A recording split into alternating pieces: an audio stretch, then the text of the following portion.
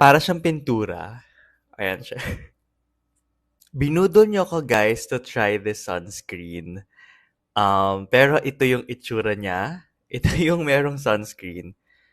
Ito yung wala. Okay, kung hiyang ka sa sunscreen na to, please continue using it. So guys correct me if I'm wrong. Baka mali lang yung tinype ko. Tinype ko yung name ng sunscreen. By the way, this is the Suki sunscreen. And nung chinek ko, no records found. Again, baka iba lang yung name. Let me know kung this is FDA approved. Again, this is the Suki sunscreen. Medyo viral siyang sa TikTok. I bought this for only 129 pesos for 100 grams. Unbelievable. Affordable siya, in fairness. So, hindi siya FDA notified. I don't know kung SPF tested din to. Mga nakakaalam, let me know. Baka napatest na to. Pero guys, nung nag-research ako, wala akong nakitang SPF kineme. Okay, hindi lang siguro ako masyadong maputi. Kaya ganito yung itsura niya sa skin ko.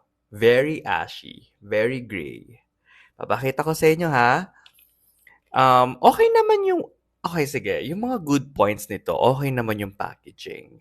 This comes with a box. Nandun naman lahat ng mga information like yung ingredients list. Ox na ox naman yung mga UV filters na nandito.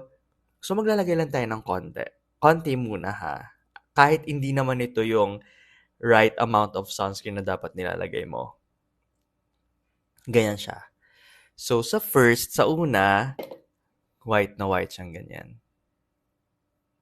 Ayan. Medyo medyo mahirap siyang i-blend sa skin. Ayan siya. Para siyang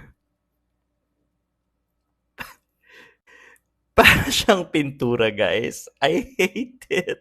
Nagkakaroon siya ng white cast and peeling, guys. Ayan oh. Ayan oh. Para nagbabalat-balat yung face mo. Ayan.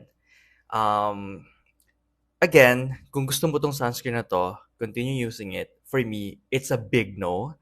This is one of the worst sunscreen na nakita ko sa TikTok. Hindi ko alam kung kaninong skin tone to na babagay. But for me, as someone na hindi super puti, this is not for me.